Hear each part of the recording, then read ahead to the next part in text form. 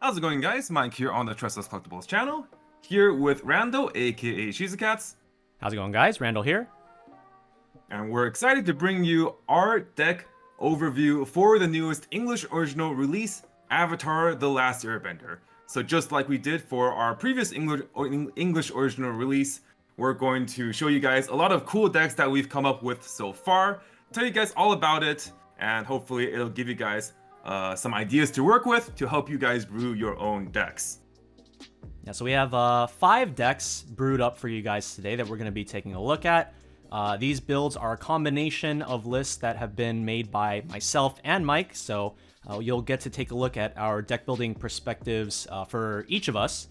And we're going to go ahead and start with Mike's first deck, which I think is probably one of the decks that people are most interested in trying to build because it has a very unique concept, which is the 4-color build. So Mike, why don't you go ahead and let us know the philosophy behind this deck. So the 4-color deck all revolves around the 3/2 Aang. This 3/2 Aang double rare is a very cool finisher that has a bunch of different effects based on the number of colors he mills off of his effect. So he's an on-play heal, and then climax combo on attack, pay 1, discard 1, and then we get to mill the top 4 cards of our deck. And if we mill 2 or more colors, we get to shuffle back 2 cards from our opponent's waiting back into their deck. If we mill 3 or more colors, we then get to burn 3 on top of that. And if we mill all 4 colors, master all 4 elements, then after that burn 3, we also get to put the top card of our opponent's deck into their clock. So cumulatively, if we can mill 4 colors, it's shuffle back 2, burn 3, clock shoot 1. So the entire deck's construction revolves around trying to have an equilibrium between all the different colors. So as you guys can see on the screen, we've separated the cards based on their colors, while normally we separate them based on levels. So we'll have the ratios for you guys on the screen. It is 18 yellow cards, 14 green cards, 9 red cards, and 9 blue cards, with the level 1 combo being the 1/0 Toph, and our obviously level 3 combo being 3/2 Aang. The philosophy behind the 4-color deck is that you want to run as many good cards in each respective color as possible, but you don't necessarily want to force a bunch of different colored cards that are level 1 or higher just for the sake of fitting them.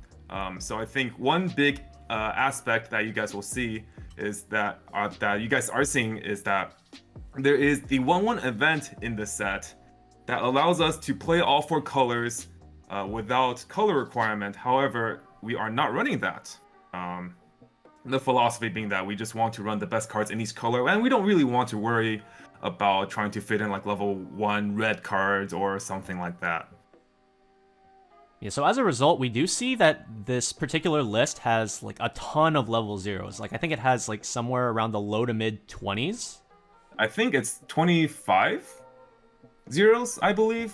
Let's do a quick count. 13, 15, 17, 18, 22. Yeah, it's 25 zeros. Yeah, so I think that's pretty interesting considering that the level 1 combo chosen here was the Toph, because her climax combo salvages based on level of the card you mill.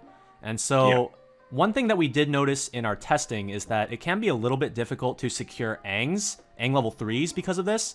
So we kind of put pretty high priority on finding those Aangs through whatever way we can, whether it's the Toph combo or Brainstorm or whatever, just so that we have them secured for our late game. Yeah. There's only 7 triggers in this deck, actually. Or actually, no. There's there's 9 triggers in this deck, cumulatively. Which is not a lot. But whenever you do trigger one of those trade triggers, you generally do want to add the 3/2 Aang to your deck if possible. When you mill a level 3 from the Toph combo, you want to add the Aang. And even sometimes, I'll just play the level 0 Zuko and then grab an Aang from his on-play effect. You kind of just hold the Aangs the entire game, and then the rest of the time, you just use a lot of your really good level 0 utility to make sure you have a good deck state, and you refresh roll, and you cancel a lot, and the important thing is you want to try to keep up max hand size, so that when you get to level 3, you can comfortably do the whole Aang turn. The final Aang turn being ideally triple Aang, obviously, but if you have enough resources, hand and stock wise, you'll also be able to rig your first Aang mill, so you almost always can guarantee 4 colors.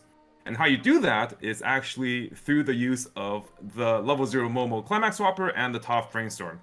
What you can do is you can brainstorm with Toph, activating her startup effect, where you can top check the top card of your deck, leave it top or bottom, you put it on the bottom, so now you know what the last card of your deck is, color-wise.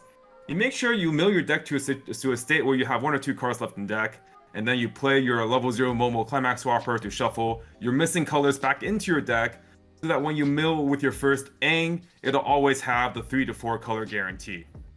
Something else of note of this deck is that we do run the level 0 Katara that pairs specifically with the 3/2 Aang that allows you to mill 1 extra card per Aang. So we get to have 5 shots, 5 chances to mill all 4 colors. Overall, given that the deck has a really easy way of controlling its deck state through all these free mill options like the level 0 blue Aang, the level 1 yellow Aang, brainstorming, the level 0 Iroh, it's very consistent to be able to get 4 colors your first Aang attack, and then based off of the deck construction color ratios, it's very easy to get 3 colors on average for your subsequent second and third Aang attacks. So cumulatively, you'll be able to pretty consistently get 6 shuffle backs, 3 burn 3s, and 1 clock shoe, and maybe a bit more if you're lucky.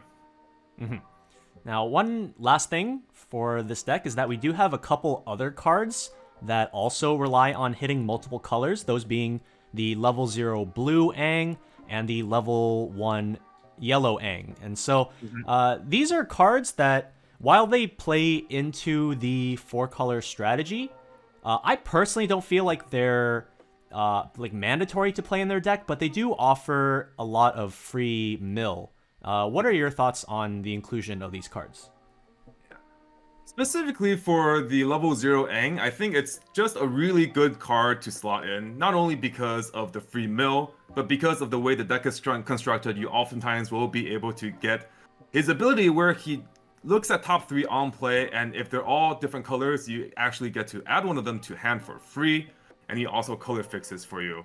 Blue as a color, sometimes you're not going to have the best options. Other level 0 blue options you have are for example, the TD Aang Drop Surge and things like that. But me personally, I really like a playstyle where I have a lot of mill at my disposal. Especially in a set like Avatar where mill is a bit hard to come by at level 0. Luckily, the 4-color deck has a lot of free mill attached to its cards. So personally, I do like having the different Aangs that can mill for free. But the beauty of the 4-color deck is you kind of just look at every color and see what is the best available slots. And if you did want to play a different style, you can kind of just adjust the cards a bit, but then try to keep the ratios around the same, and you should be just fine. All right, so moving on to our next deck, we are going to have the deck or the cards that we fortunately got to feature and show to you guys early as part of our content creator exclusive reveals. It is the 8 gold bar Toph deck. So why don't you tell us what it's all about, Rando? So for our 8 gold bar Toph build, we decided to go with the level 1 Toph combo over the level 0. So as far as what the Toph deck aims to achieve, we have the cards that we got to reveal being the level 1 Toph Prankster into the level 3 Toph Metal Bending. This card has a very similar playstyle to Kanata from Hololive, where you use a counter on the board and then use a climax combo to bring out the level 3 from your hand at level 2 by sacrificing the counter. And then the level 3 has an ability that can get you those resources back that you used to put it onto the board in the first place. The really nice thing about the Toph Metal Bending, there's 2 really nice aspects about it. First of all, the fact that it is a gold bar means that it's very easy to get the climax into your hand in the first place in order to get the Toph Metal Bendings onto the board in the first place, but it's also very easy to get the gold bar back into your hand for multiple turns of combo, and that is what we are aiming to achieve with this deck, is try to get the Toph Metal Bending onto the board at level 2, keep it on the board for as long as possible, get a lot of value out of the climax combos, as well as the ability that activates when she gets front attacked, where you get to look at the top card of your deck and either leave it on top or send it to waiting room. And then eventually we can pivot into using her second mode, which is a burn. So that's another really cool thing about the Toph metal bending combo is that you can use her as both the Kanata and the Marine, if you will, being both an advantage generator and a finisher. For the level 1 combo, so we have chosen to go with Toph the Blind Bandit, which has the mill 1 salvage effect. And so unlike the deck that we just looked at, the 4-color build, this one actually does have a bit heavier ratio on the top end, which will allow us to more easily salvage our pieces that we need for the level 2. But we do also run 2 copies of the, I guess it's like a pseudo helmet level 1. And this card allows us to more easily salvage the Toph metal bending from our waiting room, even if we didn't actually mill level 3s off of the Toph combo. So that's a really helpful piece in that regard. So let's say like we mill 2 level 1s, we can use the Climax combo to grab both a counter and the level 1 like pseudo helmet. And it's especially nice for this particular level 1 compared to the helmet, because while this 1-0 can turn into the 3-2 Toph, it doesn't actually minus at all. Its cost is just sacrifice itself if you have the 1-1 Toph counter on the board and you get to just immediately grab the 3-2 Toph from your hand. So it's kind of like a 1-for-1 swap. Like Randall said, we only run 8 level 3s in this deck, so it's a lot harder to mill a level 3 to directly salvage the 3-2 Toph, but it's super easy to salvage level 1s given that we run so many level 1s or lowers, and even level 2s, right? We run a cumulative 16 2s and lowers to be able to salvage that level 1. So basically just extra copies of the 3-2 for consistency. One other really cool card that we have in this particular list, one of my personal favorite cards, is the level 0 Toph Childhood back row. This card in our testing has just proven to be an absolutely insane back row alongside the Toph Brainstorm. Both due to its synergy with act abilities, with the level 0 Brainstorm being able to use her rest effect, give 2 characters 500 power cross turn, which is like crazy, and then also at the same time proc the Toph Brainstorm. So you have a lot of freedom in how you want to do your plays. Like for example, let's say you want to try to hit a Brainstorm more easily, you can use the Toph's rest effect to give power and then top check with the Brainstorm, and then if it's not a climax you can put it on the bottom and then Brainstorm, and it's basically a pseudo 5-card Brainstorm. Or if you want knowledge of the top card of your deck for maybe like milling off of the Toph combo or getting stock off of the level 1 Aang, you can do a Brainstorm first, and then after the Brainstorm you can look at the top card of your deck to verify what your top card is going to be. In addition, Toph also has, or the Toph level 0 back row also has the secondary ability where whenever you trigger a Goldbar climax, you can discard any card to grab a card from clock, add it to hand, and then clock the top card of your deck. And this allows you to get any extra gold bars out of your hand if you trigger too many, but also allows you to keep those gold bars in your hand because the cost for the effect is discard a card, not discard a climax. So if you just want to keep those climaxes for things like future combos, or maybe for the Daily 2-4 bounce counter, you can go ahead and do that. In addition, the fact that the effect allows you to grab any card from your clock means that you can grab cards like the Daily counter and add that to your hand. And then you can use that for a really nice defense later on in the game. There is no war in Ba Sing Se. Yep. Yeah. Certainly, the power level of the level 0 Toph support is not to be underestimated. And I think it's one of the reasons why we're not actually running the 2-1 Toph support in this current list, which is a good buff to the level 3 Toph, but just your back row is already so good. And it's an extra piece to sculpt.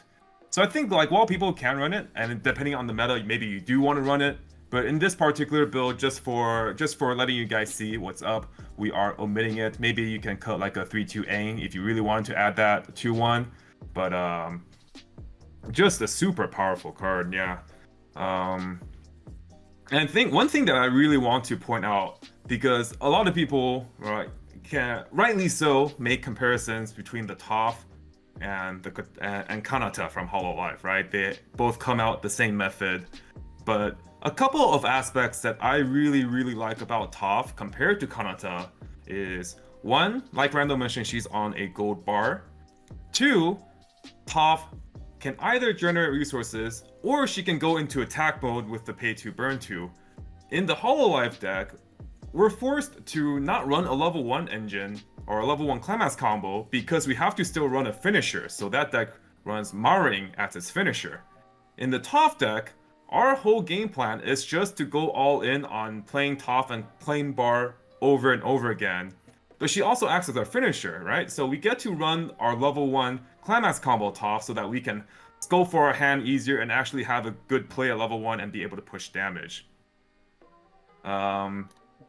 And I think the last thing I want to mention about this deck is that I think people really shouldn't sleep on the Ba Sing Se counter. I think in my personal eyes, having played with it and having played against Randall with this deck, the Ba Sing Se counter is just a nightmare to deal with, honestly. You always have the stock to play it since Toph generates resources, and chances are they will have the condition of having 3 or more green characters on board and being able to discard a climax.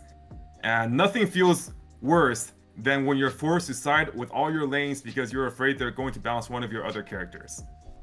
The deck also has a lot of really valuable other counters available, such as the 2-1 Toph and Aang sack anti-change counter, as well as the Katara memory kick counter. So it's actually a very good, it's actually pretty easy to protect your 3-2 Tophs with the amount of defensive tools you have at your disposal. And if you can keep Toph long around, I think overall in the long run, she will get you a bit more value than the Kanata does in terms of Kanata's on-play heal versus Toph's when front attack scry.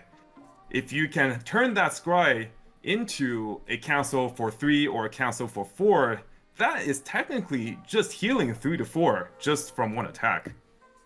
And then one other card that this interaction was actually in the previous deck, but we aren't featuring it in this particular list, is the Lifa counter, the 1-1 Momo and Appa Samurai battle. That card has some insane synergy with the Toph 0-0 Brainstorm, because when you use the counter, you can use both the Lifa counter effect as well as the Toph Brainstorm top check, leave it on top or put it on the bottom, and you can get rid of 2 cards from the top of your deck, 2 clean damage from the top.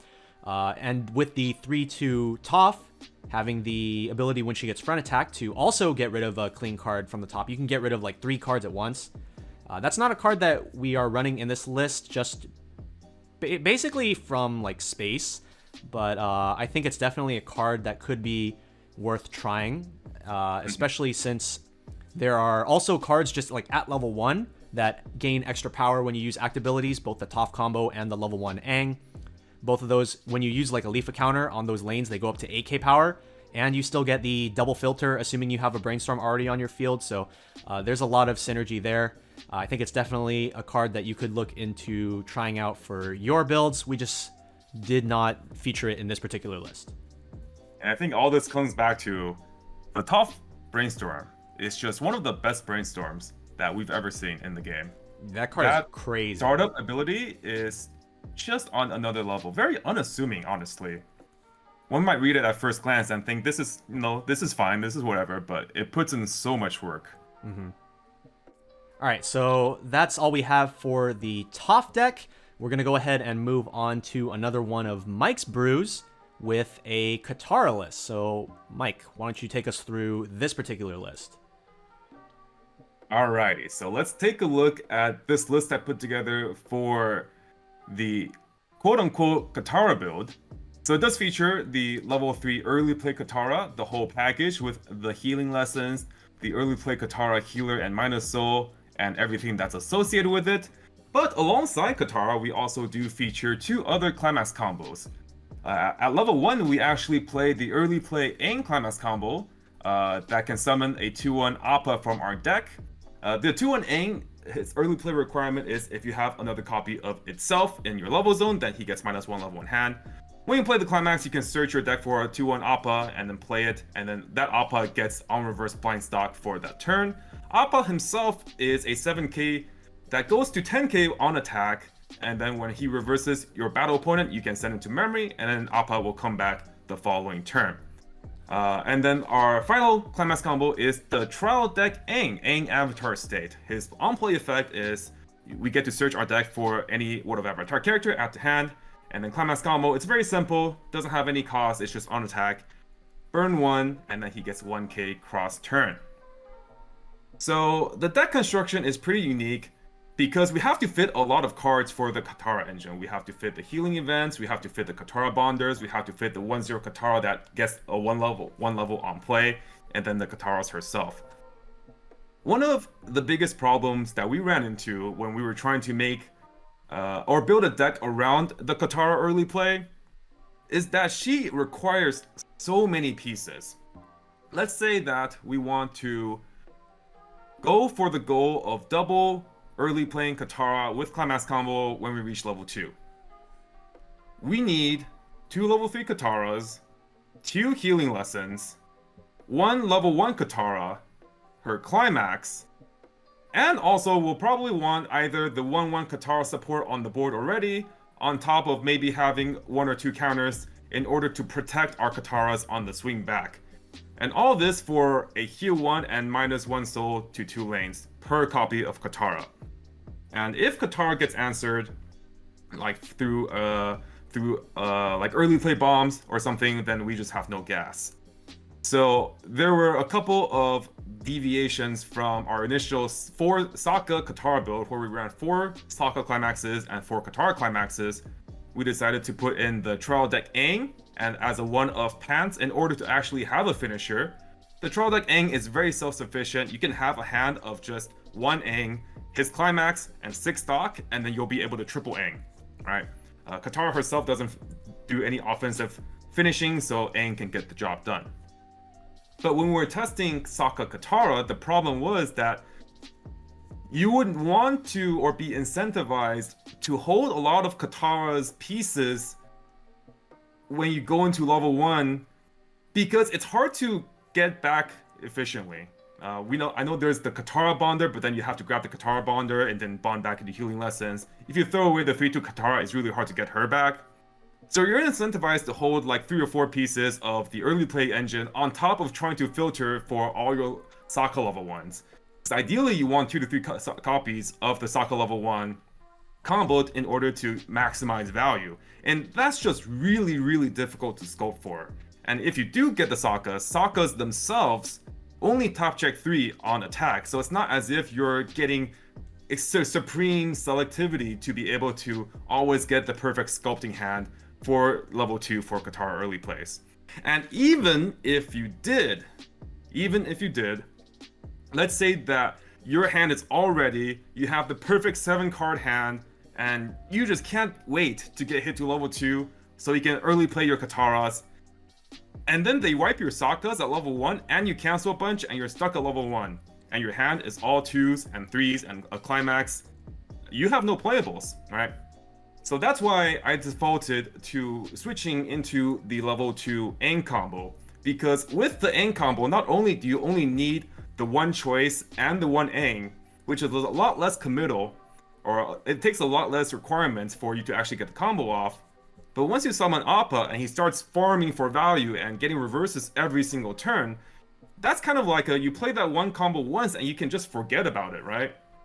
Appa will get you reverses consistently every turn. You don't have to worry about like, oh, where is my advantage going to come from if I'm still stuck at level 1? Appa will always get you that advantage there. So I think that it's a very nice game plan from my perspective playing against it. The 2/1 Appa, just that card is just like infinite value. That card just he gets 1 kill and then next turn he's back for more, and he just keeps coming back. One particular card that I think is a really strong card in this particular deck for multiple reasons is the level 0 Momo, actually.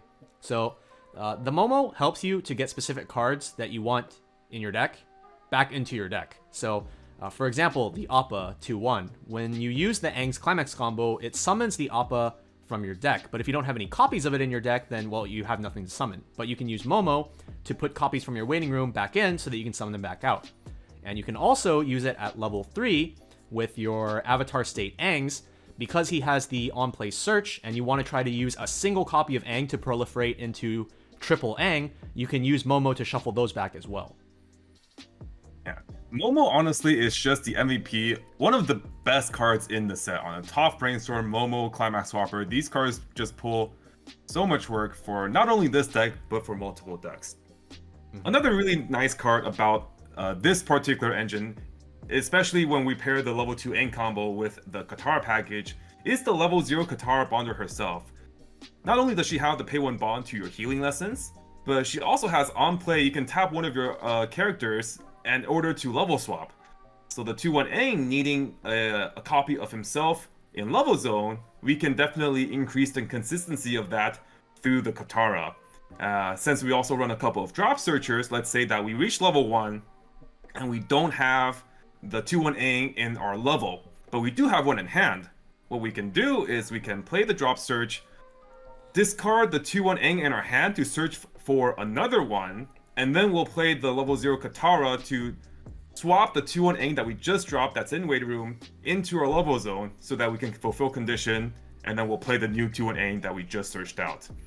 A lot of synergies here, and I think it's a super fun deck.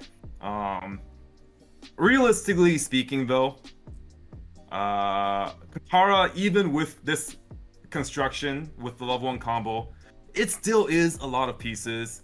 And generally speaking, I don't think it's really worth playing Katara unless you can get 2 copies off and get 2 heals and -2 soul across 2 lanes. So sometimes you may just want to kind of continue just attacking with Appa, make sure you're compressed, and use the healing lessons as actual heals. It does have a secondary mode where you can just heal 1, give one of your characters 3k, and then the healing lessons goes to memory. Maybe you can give the 3k to your 2-1 Appa, so it can start challenging even level 3s. No, please stop. Stop. Yeah. But that's, as of the time of recording, my best personal take on the Katara early play package. And I'm going to be very frank with you, Katara is really hard to build around. It's really hard to make her work. So I'm going to keep testing with it, but I don't have much hope for this particular early play package. I think the healing lessons is really good, but the 3-2 Katara herself is just a bit too much dedication for not enough payoff here. Moving on to our next deck, we have some real spice to show you guys.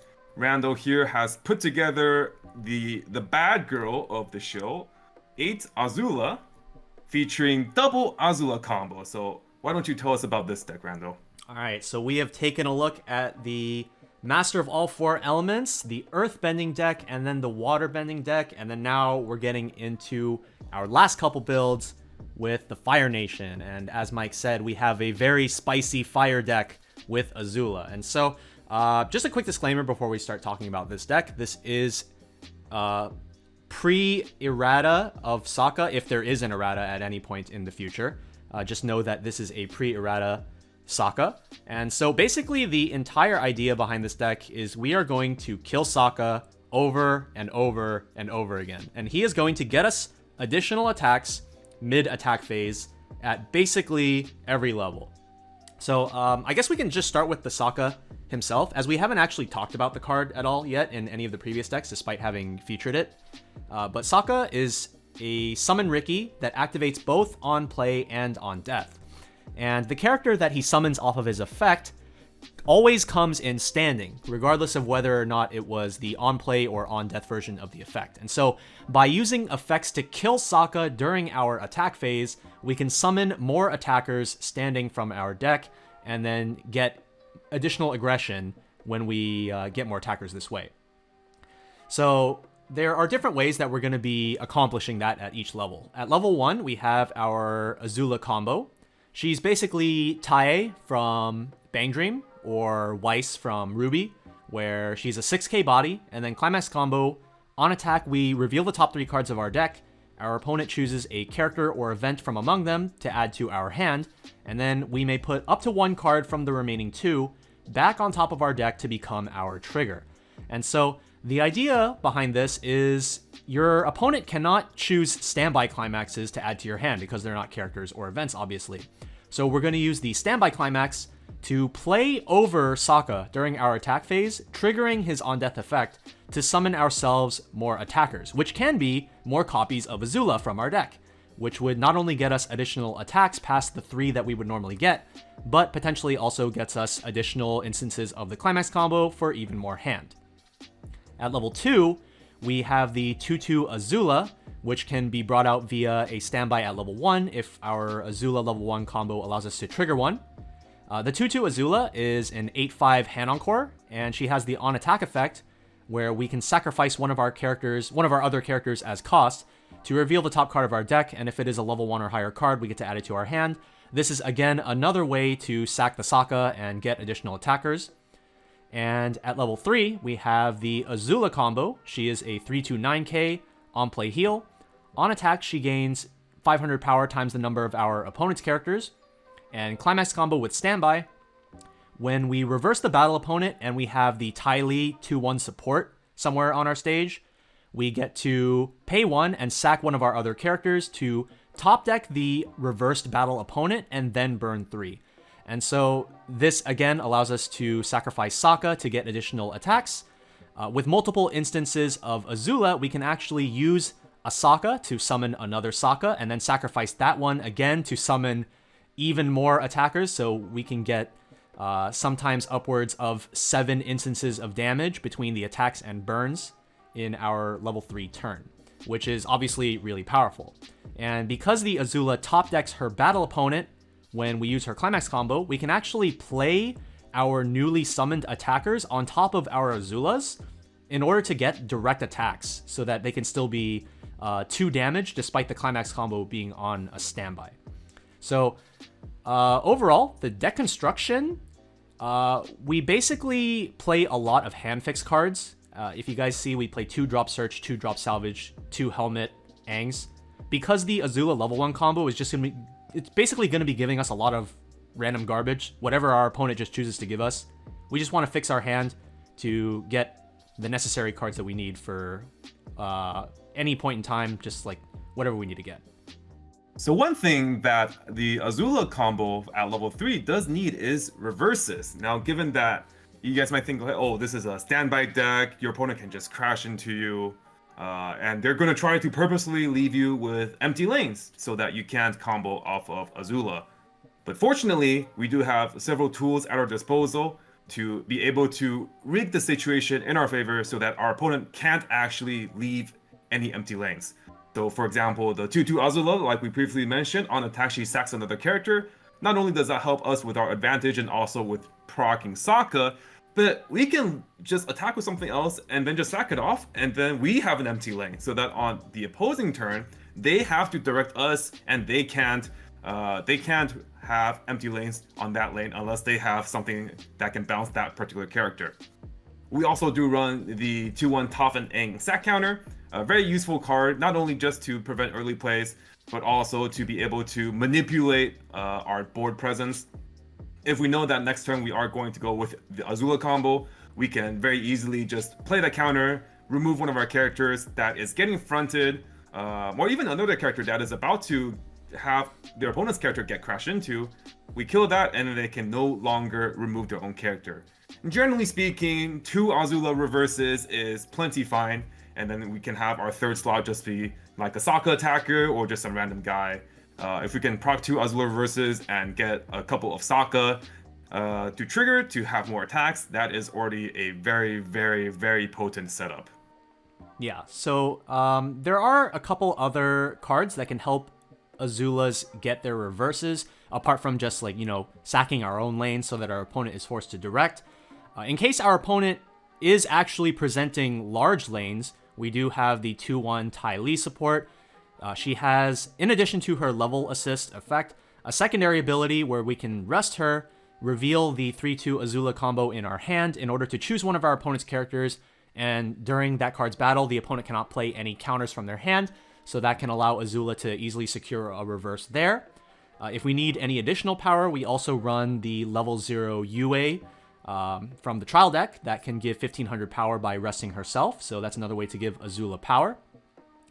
And as far as the opponent crashing, so since part of our game plan is getting the 2/2 Azula onto our board and then using her to proc Sokka at level 2, I don't actually see it as too much of a problem if the opponent crashes into our 2/2 Azula and leaves themselves with an empty lane. The fact that we left ourselves with an empty lane by using her effect means that the opponent will probably have one character there that we can kill with an Azula. And the fact that we kept our 2/2 alive, the 2/2 is actually still able to proc Sokka even without a reverse, like the 3/2 Azula needs. So despite the 3/2 Azula being denied, normally you would be able to get 3 instances of damage off of that Azula, one being from her attack, one being from her burn, and one being from the Sokka that you sack. The 2/2 Azula still can represent 2 instances of damage between her own attack and the Sokka that we kill off. So we still have some backup plans in that regard. And then one other really notable card in this list, similar to the previous one where we do want to have specific cards in our deck to bring out. We have 2 copies of the level 0 Momo, just like in the previous list. At level 1, you would really like to have any Azulas that you do, any Azula level 1 combos that are not on your board already, to be in your deck, so that you can potentially call them off of Sokka and then get additional Azula combos. While at level 3, you want all your Sokkas to be in your deck so that you can continuously chain calling them out to get more and more attacks. And so Momo is also good for bringing out, for shuffling a bunch of Sokkas back into your deck so that you can do that as well. Yeah, the entire Avatar set and a lot of its climax combos and synergies really do revolve around having things in your deck or having a certain deck state or having correct colors. So honestly, I would not blame people if they wanted to run even like 3 Momos. The shuffle back +1 soul and being a climax swap is just, it's always good. It's just always good. So very, very impressive card there. Now again, this deck does rely on the fact that Sokka is in its printed form. If Bushiroad ever does decide to errata Sokka, to say that the card it brings out when it dies is rested, or like if it's like during battle phase it dies, the card brings out is rested, then the Azula level 1 is not very good. Our whole goal with the Azula level 1 is like we're receiving a lot of garbage, but we're trying to attack a lot of times so that they're dead anyways. So yeah, I would honestly say that if Sokka gets fixed, this Azula lineup is like significantly worse. Yeah, but for the time being, this deck is a lot of fun. For the time being, yeah, this is one of the most fun decks I have like ever played. It's just so much fun to just be like, attack with Azula, reveal top 3, oh, a standby, it's time, and then your opponent just like, oh no, here it comes. Yeah, and it's quite on theme too. Azula is kind of like a loner. She has her friend of Ty Lee and Mai, but eventually even them they leave her, and then Azula just goes insane and loses her mind, like we see in her level 3 combo. So it's very fitting that Azula has a deck with both climax combos of just her. Now, speaking of Fire Nation royalty, the last deck that we're going to show off for you guys today is Azula's brother, the disgraced Fire Nation Prince, Zuko. So we're going to show you guys this 12 standby Zuko list, featuring for the first time in these lists the very, very cool card, the 2/1 Aang Learning Avatar State. So this card is honestly one of a kind. It was our good friend Alex Hodges' exclusive reveal for his cards. And the 2/1 Aang says, when you have a standby in your climax zone or Goldbar or choice or pants, the 2/1 Aang in all of your zones also get that corresponding trigger. So if we play any standby in this deck and we trigger the Aang as our trigger, he becomes a standby trigger himself. So that's why we consider this to be 12 standby. Kind of similar to, for example, Tokyo Revengers with the with the 1/1, or more prominently, the 3/2 Nino from Quintessential Quintuplets.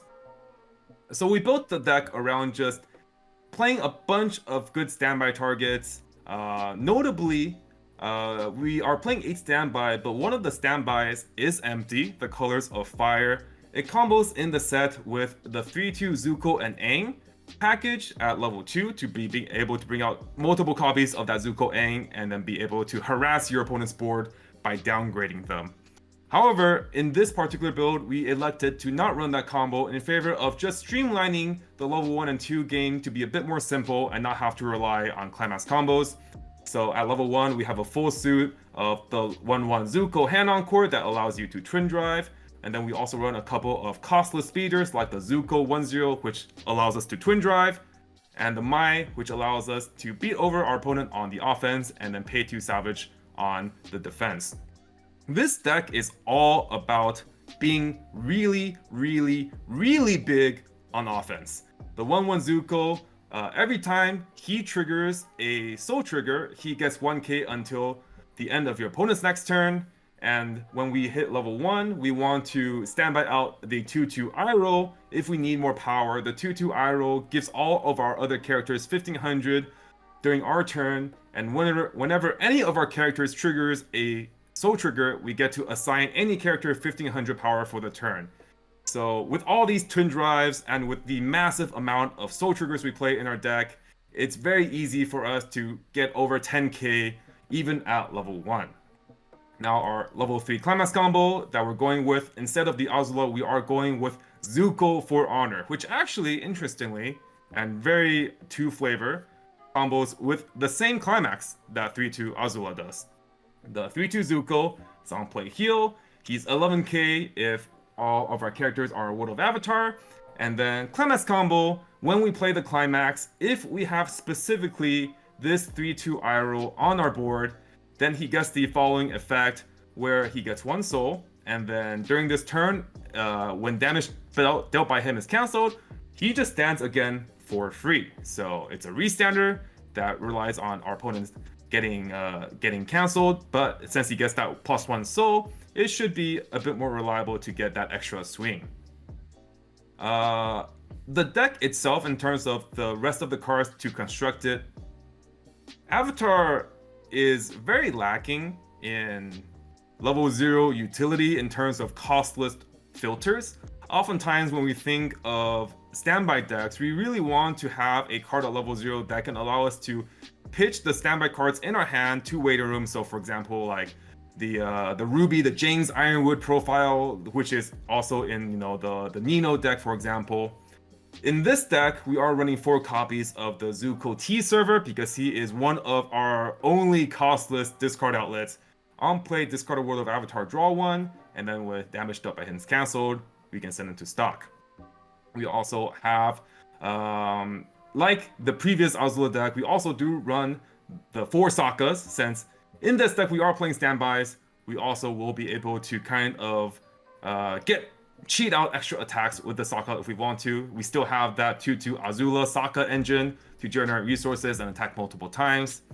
And then at level 3, even though we don't have a Azula level 3 that can directly sack a Sokka to proc its on death effect, our 3/2 Iroh support will help us get there. So the 3/2 Iroh, not only is he a global 15 support, he's also a tap 2 top check 3 or top mill 4 brainstorm that lets us top check 3 add 1 per every climax we hit.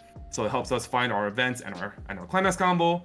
But his last effect is really the really cool one, where he specifically gives the 3/2 Zuko on attack. You can look at up to the top 2 cards of your deck, choose up to 1, leave it there, and then mill the rest. So we call this the Crush effect. We give all our Zuko's Crush so that he can rig his triggers, and more importantly, trigger some standbys. Now, given that we have 12 standby, we can trigger standby very, very easily, summon Toph or summon Sokka or kill a Sokka, get multiple attacks, and go from there. And then one last thing about the construction is that comparatively to the Zuko and Azula build, or comparatively to the Azula build, the Zuko build gets to more easily run this 3/2 event, T-Wisdom.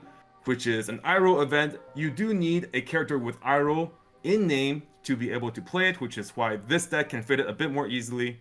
And you just mill the top 5 cards of your deck, and burn X equals to number of soul triggers. So that allows you to get 1 more swing or even 2 more swings of additional attacks. And since Zuko Restander himself doesn't cost any extra stock, you do get to use that extra stock to be able to swing for more times. Now, one downside, I would say, of the Zuko build is that while he doesn't need to rely on reverses like the Azula build, so you don't have to worry as much about, you know, trying to set up your board for the level 3 game. Zuko's timing is a bit awkward. If your opponent has a really large board and you can't get over the board, Zuko will get reversed after he restands, because he restands on cancel and damage calculation is calculated before power comparison. So he'll restand and then get reversed, and then you'll just lose that extra attack. And another problem of the Zuko, I think, is that if your opponent does leave you with empty lanes, Zuko will have to direct. Now, if your opponent is even just moderately compressed with like normal compression, let's say they have like 6 and 20 or something, or like 7 and 20, 7 and 22, whatever. Zuko is swinging for base 4 on a direct because he himself gets +1 soul. And since the deck runs so many soul triggers, on top of the fact that half the time on your second and subsequent attacks, you are incentivized to look for a standby trigger to bring out Sokka or kill Sokka to get multiple attacks, these Zukos are oftentimes swinging from 5 to 7s. So if your opponent leaves themselves in a deck state where they're even moderately compressed, Zuko might not be able to deal that much damage to your opponent. So one thing that I do think is worth noting about the endgame for this particular build is knowing whether or not you can actually go for the Sokka level 0 line, or if you just want to go for more power. So like you said, Zuko attacking into a big board is actually not great. You will always need to have at least 1 copy of the 3/2 Iroh on the board, because that is the requirement for the climax combo in the first place. So the Zuko will always be swinging for at least 12/5. But if you know that your opponent is able to threaten that, you might want to go for maybe a second copy of the Iroh 3/2, or maybe a copy of the 2/2 Iroh as the target for the standby when you play the climax. This will allow you to give extra power and make sure that those Zukos can actually reverse their opponents. But if you are confident that you will be able to get those reverses, then you can instead use the standby climax to bring out a Sokka to the back row and then try to go into those Sokka extra attack lines, right? Mm-hmm. Yeah, so I think it's really interesting that if I'm playing against standby Avatar, I think it's kind of weird or kind of peculiar that the Zuko top end and the Azula top end both have kind of the same weaknesses, where you're incentivized to leave an empty board for your opponent if you're playing against standby Avatar. With Zuko wanting to attack, but then he directs and he gets too much soul, and then Azula not being able to find reverses. So if you guys are facing against either of these standby builds, and you're wondering, oh gosh, Azula's going to attack me, swing me for like 8 times, or Zuko's going to keep attacking and keep triggering standbys and keep summoning Sokkas, and there's nothing I can do. There is counterplay, you just have to know how to play around it. Generally speaking, if you leave an empty board and you can compress well, you should be in a decent spot. Mm-hmm. I think it's really interesting as well that both decks kind of have a duality as far as like whether or not they are directing or fronting into actual bodies. One thing that I think is very interesting about Zuko is that he gets the +1 soul on his climax combo, which makes him feel a lot more like a 1k1 combo, just because of the base 3 soul that he gets, and then you're probably standbying out like assuming you're not standbying out Sokka, you're almost certainly standbying out a 3-2 Iroh, which gives him a 1500 global boost. It really feels like a 1k1 top end, but at the same time, it's, as you said, very susceptible to your opponent leaving empty lanes and having to direct for huge amounts of damage, similar to a restand in a 1k1 deck. Whereas in Azula, I think it's very interesting that while direct... what's a good way to put this? I think it's very interesting that if you leave some direct lanes for the opponent, it's actually probably better for them sometimes, because if you want to like attack with some dummy attacker like Sokka into those direct lanes, then you get some really nice swings for 2.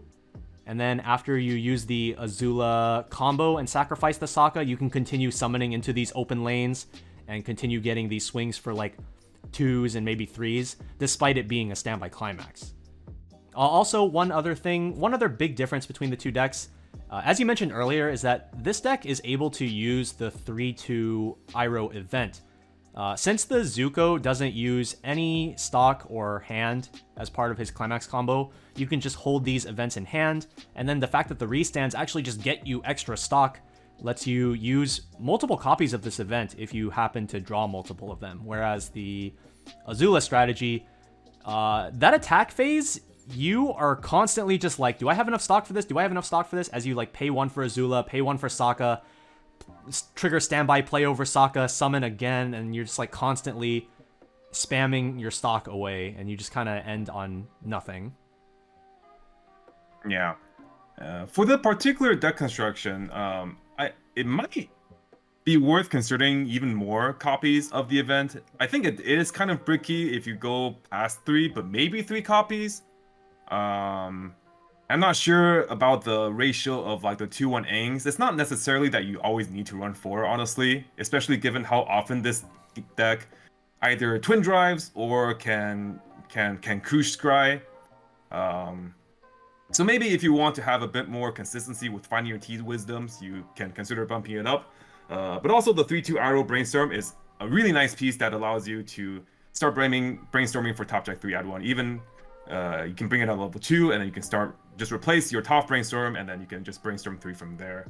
Top Deck 3 add 1. Yeah, I think that the 2-1, while definitely one of the coolest cards in the Avatar set, I do think that people need to not get baited to try to just like jam that into everything, despite how cool of a card it is. I do think that if we were to drop the number of copies of the 2-1, I think a few of the cards that I would like to see in the list, maybe add a few more copies, would be like the 3-2, like you mentioned, the 3-2 event, but also maybe another copy of the 2-2 Iroh. I do think that that particular card is a really strong card to have in your early to mid game, just to give yourself tons of offensive power. Yeah, and honestly, maybe even like a 3-2 Toph stock swap, run 2 copies of that just for more consistency. Like the Azula list does run 2, right? This is the only deck that we've built that actually does run the 2-1 Alarm Aang, the Master of All Elements Aang. If you guys have noticed, Aang himself does become an extra trigger no matter if you're playing Standby or Bar or Pants or Choice. But we've looked at 5 decks and we've only included it in the Standby deck. And that isn't to say that the Aang is a bad card. It oftentimes just comes down to the fact that it's really hard to fit Aang. And oftentimes, the decks that we've constructed would rather just prefer actual cards that do something, to put it bluntly.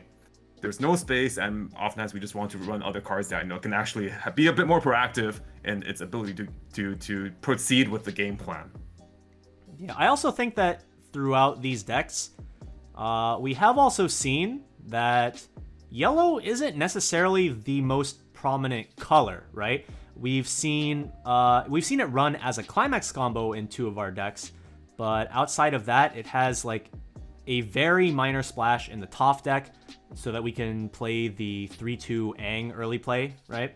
And outside of that, we just kind of want to maximize the good cards in those other colors that aren't yellow. And it just kind of, despite being a really cool card, it doesn't necessarily fit the bill in every deck. Yeah. And we're not saying that it just for sure doesn't fit in every other deck. You just have to be a bit mindful. I want to say that this is a very big opportunity cost when you decide to include this Aang in your deck.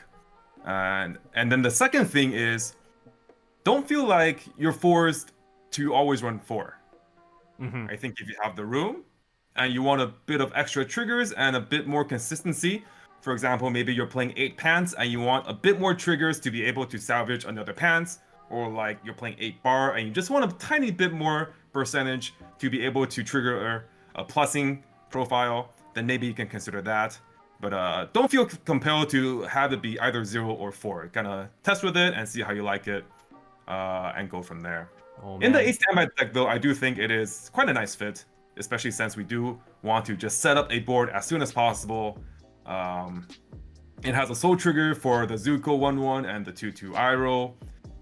And if we clock it, it does give us a free blind stock, which we can immediately then pay out with the 1/1 Zuko Twin Drive or the 1/0 Zuko Twin Drive. So it's kind of like a free bonus stock that we don't have to worry about it being, a dirty stock or not.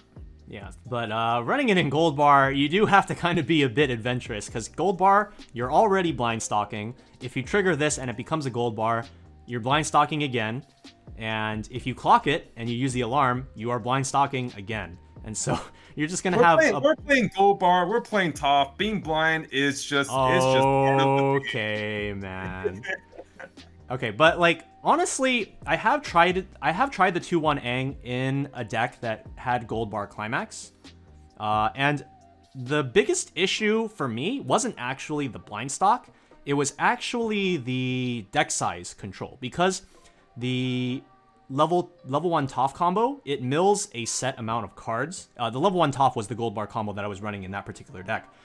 Because it mills a specific amount of cards, typically when you're like milling down towards the end of your deck rotation to get a refresh, you want to end on 1 card in deck, right? But if you set up your deck in such a way where the Toph combos would normally go down to 1 card in deck, and then you trigger Aang, it's really weird. Yeah. Because it's like, do I blind stock and then I miss this climax going back in with the refresh? Or do I just lose a stock entirely and it's just kind of awkward? Any problems that you might have with any particular climax triggers, Aang's part of the problem. You don't want to blind stock, you don't want to disturb your deck count. Aang won't have the same problem. So just be wary of it, but it is a super cool card. One of the coolest card designs in this entire set. Yeah, I think people were saying that it read like a custom card, and I'm inclined to agree. Oh, I definitely agree with that. Yeah, that does wrap up the 5 decks we wanted to go over for the first week of Avatar's release. This is what we have kind of brewed up and come up with so far. Hopefully it can give you guys a good base to work off of, give you guys some inspiration. Any other particular cards that we haven't talked about or you want to talk about a bit more that you want to bring up? Well, there were a few combos that we didn't look at. So we didn't look at the level 0 Aang and Katara choice combo, the level 1 Sokka, or the level 0 Toph. I think those were the only 3 combos that we didn't actually feature in any of our decks. And then and also the 3/2 Zuko Aang. Oh yeah, and Dancing Dragon. Yeah. So first, I wanted to kind of just talk a bit about Sokka. Earlier, we did mention that Sokka was used in our original builds of the Katara deck, but just because of the lack of selectivity offered by the Sokka into our level 2 game, it just kind of didn't feel like a great choice to transition into that kind of game plan. But what deck do you think Sokka could potentially see play in? Because I do feel like the thing that's holding him back the most from being played in other strategies is the experience requirement. I feel like just like the quality of level 3 blues maybe isn't the greatest to try to grab experience, so maybe matching him with another color. But do you have any thoughts? I want to say that if you specifically want to build around Sokka, the Sokka himself is not terrible, and he does have the really nice Bonder. What is her name? Suki. Suki Bonder. The Genshin. No, not the Genshin. The Kyoshi Warriors. Kyoshi Warriors. But like you said, he does need experience 2, and he's a blue card. So off the top of the head, when we think about experience 2 blue, we think about Katara, early play healer, just the double rear early play healer, not the climax combo. And then we also think about trail deck Aang, or maybe we can just run a different color and just have a lot of high color. So I would say that if we did want to try to build a deck around Sokka, maybe like a Sokka into TD Aang deck, and we can still keep the healing event package, and we just heal a bunch. Or maybe we can even try Pan Standby. Maybe we want to run a Standby top end, and then we'll run Sokka at level 1 to be able to have a bit of deck speed and selectivity. But it's hard to imagine that Sokka provides a role that specifically only Sokka provides, that the other options in the set don't also provide. Especially given the color he's in. So that's what I currently think. I do think one of the faults of Avatar currently, in terms of its set design, is that it doesn't really have a lot of options in this level 3 game in terms of non-climax options, non-climax finishers, off-climax finishers, like a non-climax restander or like a Musashi.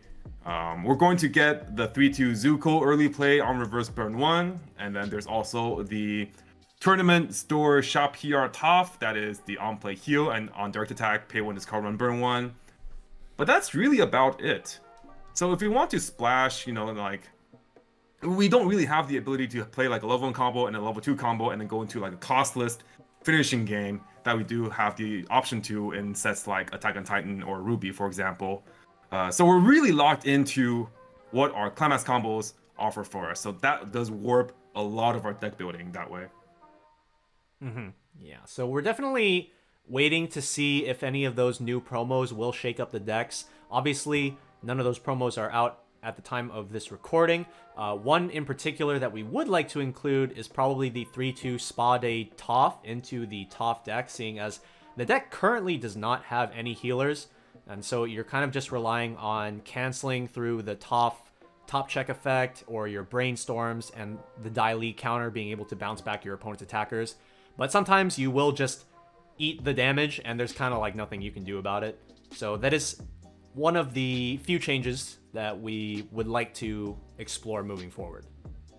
And for the time being, if we really did want to include a healer in the top deck, we can run the Trial Deck Katara, which is a healer and then also has a field swap effect, which maybe can protect our 3-2 Tophs and get her to rig the damage scry against a more savory target. Or we can run the early play Katara healer if we want to. Having no healers is a bit spooky, so depending on your preference and your risk tolerance, you might want to include a couple copies of healers for the time being.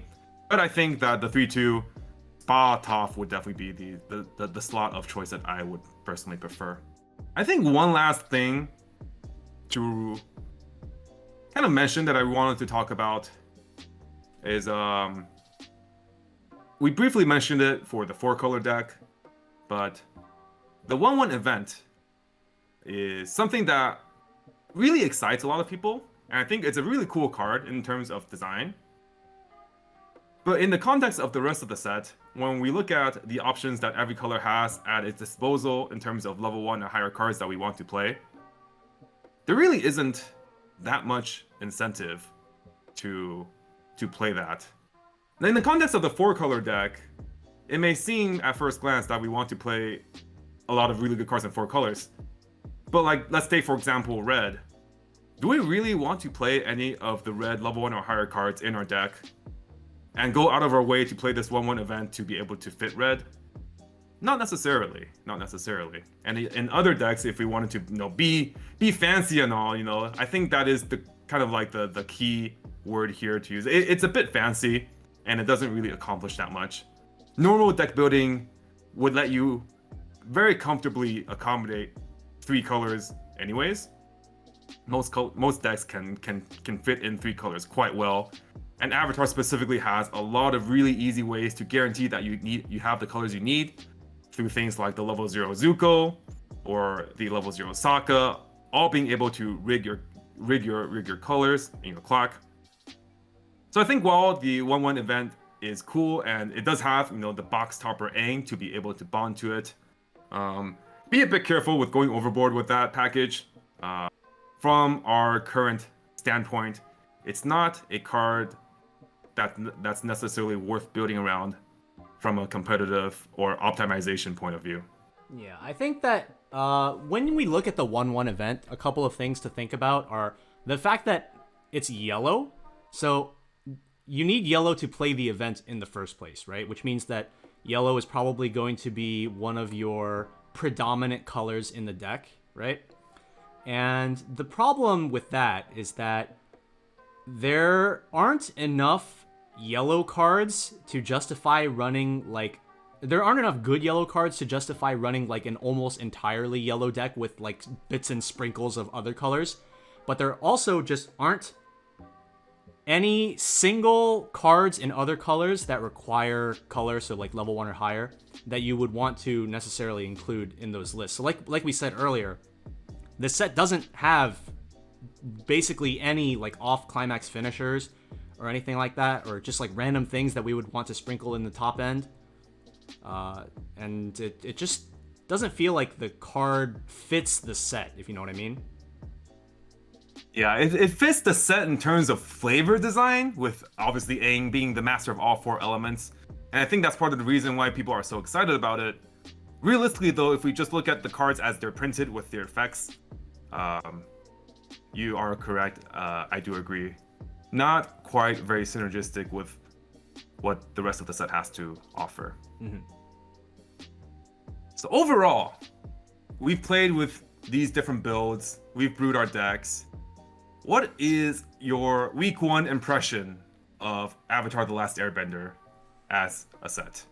Sokka's broken. If they don't fix it, I am going to have a lot of fun attacking 4 or more times at every single turn past level 1. Mm-hmm. That is the main takeaway from this. Apart from that, I think the most standout cards are probably the 3/2 Aang, not only from a flavor perspective, but also just from a strength perspective. If you're able to consistently get 3 or more colors, 3 is probably what you're aiming for, but if you're able to get 3 colors, then he has a lot of finisher potential for just pay 1, discard 1, right? Usually you look at other sets, pay 1, discard 1 usually equates to a burn 2 and maybe a little bit of power. But this one is you're shuffling back cards and burning 3. And with it's similar to the sorry to interrupt. It's similar to the 3/2 Silica. I think it's probably what people can equate to the most in terms of a recent card that is similar. But Silica has that full board condition. She also discards 2, right? And she also Aang, cantrips. Yeah, she does cantrip. Aang just kind of just goes. What about you? Do you have any particular standout thoughts about the deck? Or about the set, rather? So on first impression, I thought that 4 color would be not super consistent. And I thought that Toph would probably be really strong, and Katara would probably be okay.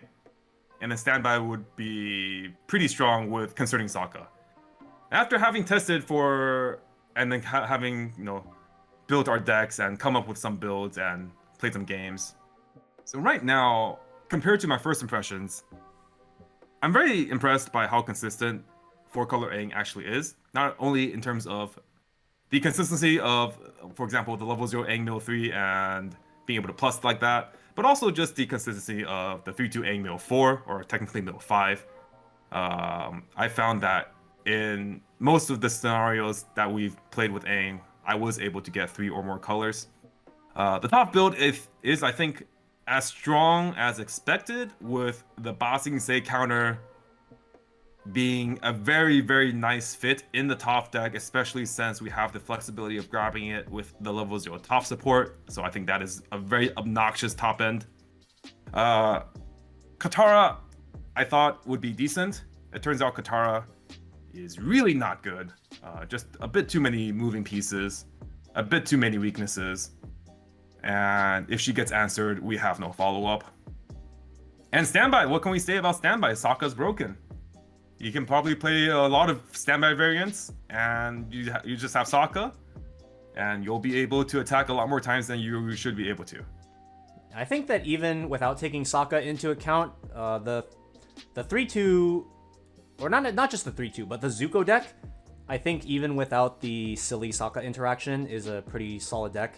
As I mentioned earlier, I think the Azula one without Sokka is like significantly worse, but the Zuko one, I think even if Sokka gets errated in some way that prevents this sort of extra attacks nonsense from happening, then I think the Zuko deck is probably still a very solid deck overall.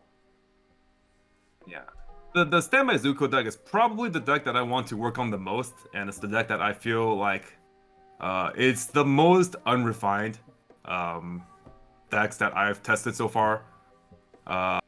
Outside of the Katara deck, which like I honestly will probably never sleeve up Katara again. But I do like the Appa combo, so I do want to build some more fun Appa decks maybe in the future. But standby I think has a lot of potential, even if Sokka gets nerfed in the future. Mm-hmm. So that does it for our Avatar: The Last Airbender deck overview video with Mike and Randall, aka Shizukats. Hope you guys have gotten a lot of information and insight about our thought processes about building these English original decks. Hopefully it's given you guys some inspiration. If you guys come up with any cool builds, we'd love to see them, so link your deck logs in the comments. Feel free to ask any questions that you guys might have. We do read each and every single one of your comments and respond as necessary.